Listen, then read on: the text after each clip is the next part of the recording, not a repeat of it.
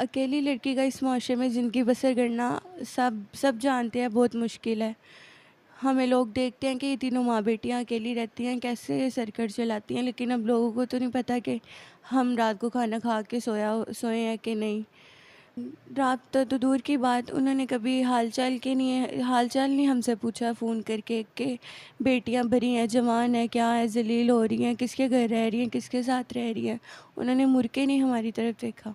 मैं और मेरी बहन ईद पे देखते थे अपनी दोस्तों को, वो अपनी फैमिली के साथ, अपने बाप के साथ जाती हैं घूमने। उस टाइम हमारे दिल जल रहे होते कि हमारा बाप भी हमारे सर पे होता तो हमारी ज़िंदगी भी अच्छी बसर होती।